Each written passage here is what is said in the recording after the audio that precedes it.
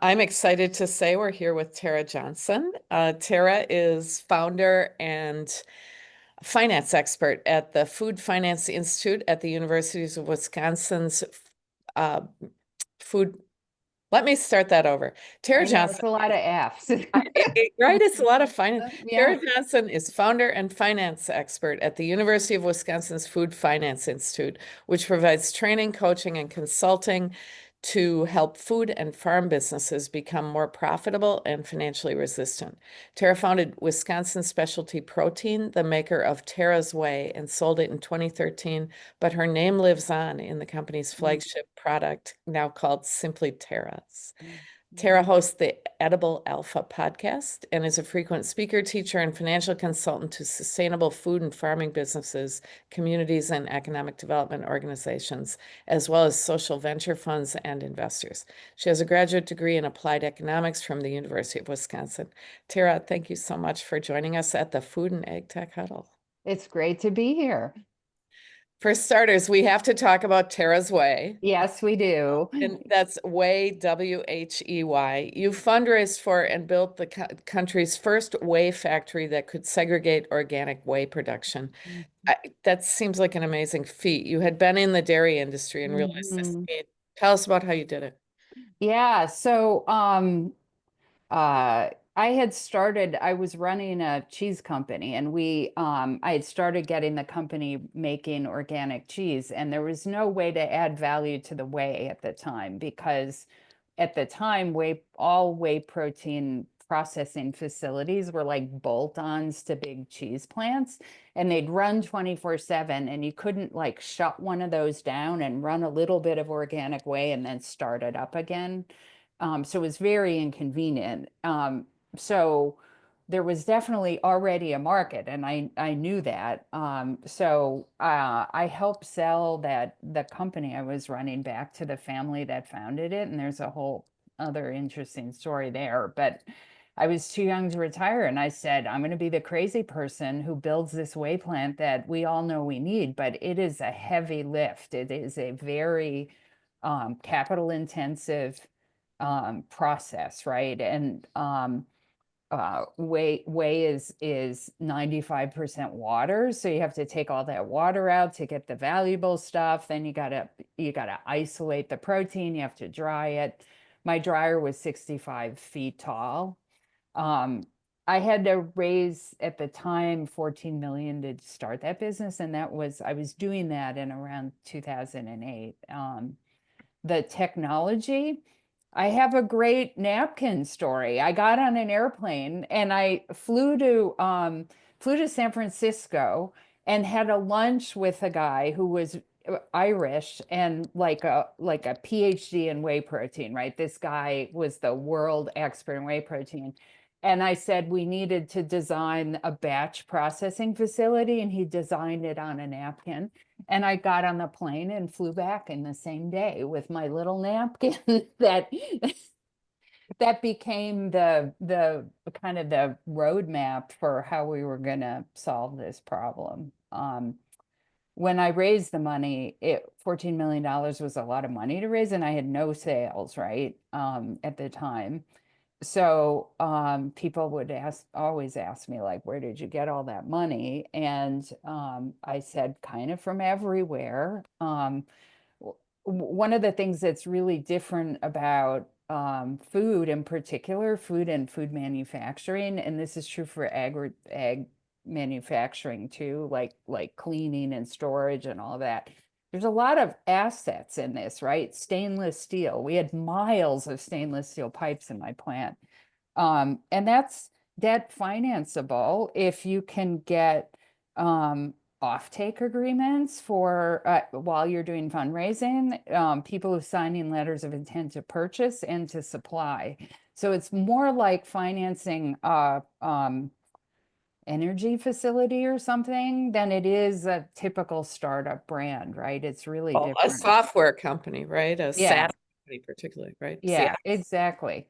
Exactly. So it's really different. So I had debt financing right out of the gate because of that, because if I did that.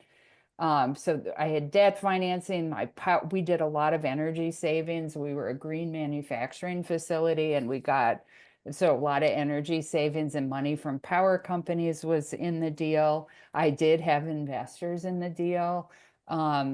We started up in the pit of the last Great Recession, the 2009, and we sold in 2013. The plant was sold out for a year when we sold, and we sold to a public company. So it was a very successful run, and that plant still exists. It's doubled the size. The people who bought the plant doubled the size of the plant. And now, because that plant is here, the economic development story there is that goat cheese companies from around the world now locate near that plant because it's the only plant in the world that can handle their whey protein. And You it's said similar. goat cheese? Why goat cheese? So for goat whey protein, and our supply of that was pretty small in the company, but there was a large demand for that in Asia. So we were exporting like 100% of that when we sold the company. And one of the things when the buyer doubled the size of the plant, one of the things they did was start bringing in more goat whey protein because the cheese plant's located there. So there's this, like, what do I want to call it? It's like the benevolent circle around the business that grows, right? And is very durable, even though the ownership of the plant and the company has changed. So you could have done another, start up another factory, but you chose to Mhm. start the Food Finance Institute. Why? So I had to raise all that money, right? And I realized that part of this is a give back thing for me. Like, I wanted to help other food and farm entrepreneurs raise the money they needed to start and grow. And it's complex, and there's a lot of, typically, I would say a lot, it's not a lot, but there's more support nationally for technology companies and early startups than there is for food, and I would argue for ag tech also. So what that means is, kind of like me, how did I figure all that out? I had to, like, I was in the industry a while, and people took me under their wing, right? And said, okay, I'm going to help you understand how you make your business investable and bring in investors and bring in the debt financing. But if you're not networked in the way I was, it's a really hard thing for entrepreneurs to do that, right? So that says a lot about the kind of projects and the kind of people who get funding and the technologies we see. So I wanted to do something where we could get some of the technical assistance out there to help people understand how to raise money and get their businesses ready for it. So they didn't have to be lucky enough to meet the one angel investor who really is an angel and will sit and help you get ready to raise the money. So we're going to talk about all of the ways Food Finance Institute helps pursue that mission. But first, let's talk about geography. You're in Wisconsin. Are you helping only companies in Wisconsin, or? Mhm. Yeah, no, I mean, when we started, we were, but now we work nationally. And I think it's somewhere between 35 and 40% of our clients are from Wisconsin, and everybody else is from around the country. Yeah. So I taught a program recently, and we had somebody in Alaska, we had somebody in Hawaii, and we had somebody in Maine. So it's like, yeah, that's really everywhere. Yeah, right. So let's get to how you do it. Let's start with the Food Finance Institute Fellows Program. Tell us about that. Yeah, sure. So that's a accelerator. It started as a collaboration with the Food and Beverage Association of Wisconsin. So it was a Wisconsin only program at the time. And when COVID hit, that was really hard on associations, right? And they were going to shut the accelerator down, and we were a partner in it. So we said, well, we'll take it over and we'll bring it into the university. Um, and we have cohorts in it. So in that way, it's kind of similar to a lot of other accelerators. I think things that are different though is we don't tend to work with pure startups, and that's because the nature of food in particular, it's not that hard to get a food company started. It's hard to scale it, right? We have shared use kitchens around the country where people are incubating brands and they can get into the market. But in order to scale, you need much more money and much more systems and maturity in the company. And so our fellows program is really designed to work in that space. And it's designed to in conjunction with another program we do, the Raising Equity program, to get them capital ready. So you also have, the next thing you have is the Agroforestry Accelerator Program. Tell us. Yeah. So agroforestry is an interesting thing right now because it's perennial crop based, right? So and those berries tend to be natives or hybridized versions of It's native like dark plants. berries and nuts. Yep, dark berries and nuts. And they tend to be things that where people understand the products much better in Europe than they do here. So it's very early stage stuff here. These are really startups. A lot of them are farms that we're working with who are in they're commercializing things right now.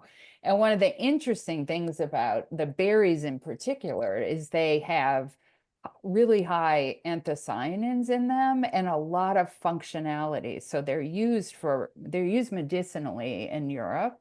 And we are just starting to figure that kind of stuff out in the US. So they are emergent and they're more emergent companies than we're used to. And with these companies, with the berries and nuts, you're Mhm. really trying to develop an industry and a distribution system and markets and all of that, right? All of that, yeah. And we're working with every product is in crop, right, is going into has different crop has different commercialization opportunities. This would feel a lot to those of you who work with tech startups, it would feel a lot more like that, right? To you. It would feel familiar. So for that reason, they didn't really fit with our fellows program. So we collaborated with an organization called the Savannah Institute, and we launched a version of our fellows program, but it's more for startups and it's specifically for things in this sector, this emergent sector. And how do you get into one of these programs? So they're by application. We always get more applications than we have slots. So it is competitive.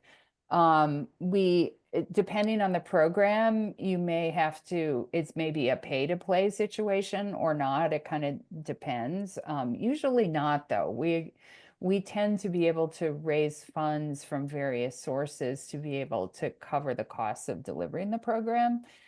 And again, this is part of why I did this in a university. I didn't want it to have to be the kind of for-profit situation where somebody like me with the background and the kind of work I do is kind of like investment banking, and those people, make a lot of money per hour, right? And these companies can't, and the farms, they can't pay for that. So, yeah. And then you have, along with these two accelerators, you have an online course you call Raising Equity. Mm-hmm. You don't take very many people into it. Tell us about Yeah. it. Yeah, so Raising Equity I deliver that, and these are specifically for companies that are at a stage where they need to start raising investor money. And in food and ag and this continuum of things, right? Some of these brands are going to be not attract. Some of them are very attractive for CPG investors, right? Who are looking for hockey stick growth, and that can happen in CPG. And there are people who do that kind of investing. So that's like one I group just want to of say people. CPG being consumer product goods. Thank you. Thank you. Right? Yeah, and it's different, right? People who invest in CPG tend to be people who made their money in a brand, right? So they know brands, they feel comfortable with investing in them. There's some crossover in those brand investment with technology investors, but not that much, actually. I wish there were more. But anyway, so in that class, we work with that set of people, but there's also usually a set of people in there that are that want to commercialize a product and grow a company. I think this may be in part because we're in the upper Midwest where people, doesn't Wisconsin have more family held companies than any other state? Really? I read that it Oh, was told that some number of years ago.